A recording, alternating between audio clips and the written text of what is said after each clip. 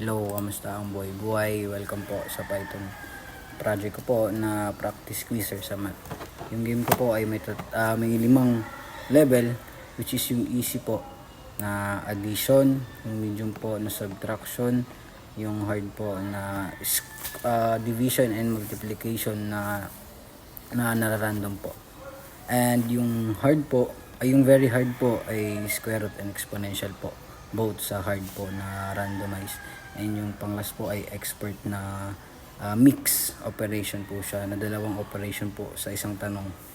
So yung flow po or yung logic po ng program ko is every 3 correct answer, difficulty level will increase. So tatlong strict po na correct answer ng user ay mag-i-increment po yung level. So makikita po natin dito, nasa easy po siya. Tapos sinagutan po ng 3 beses. At nakarating po siya sa medium. Makita naman po natin dito 3 yung score. At now mababasa naman po natin you are now in difficulty medium. So pag yung user po ay nag-input ng invalid answer, tulad po dito nagtanong, tapos invalid po, magtatanong po ulit yan.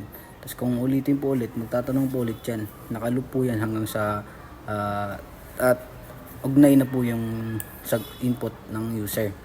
So pagdating po natin dito, move on na po tayo. Pag yung user po pag naka 6 score na, magpupunta na po siya sa hard, kasi every streak answer ng user ay mag-i-increment po yung level ng difficulty. At pag yung user po ay nagkaroon ng incorrect answer, mag-prompt po yung program na incorrect answer, yung score remains 9, kasi yung score po magre-remain, pero yung level po ay magdi-decrement po. So magtatanong po ulit at bumalik po siya sa hard, kasi po na kanina nasa very hard na po tayo. Dito po makita po natin, kasi naka 9 na score na po siya, tapos nasa hard na po siya. Ayan, makita po natin dyan, i-highlight ko po. At bumalik po siya sa preceding level, tapos nagtanong po ulit, at pag yung user po ay nag-input ng control C, magtatanong po yan yung computer ng do you want to exit. Pag nag-no po siya, mag-continue. Pag nag-yes po, mag-i-exit po yung game. So pag nag-no po siya, babalik po ulit yung question. At pag yung user po ay ayaw na maglaro, magtatanong po yan. Pag nagtanong po, tapos ayaw na maglaro, pag nag-no po yan, makita naman natin, highlight po natin yan. Thank you for playing. Your progress has been saved.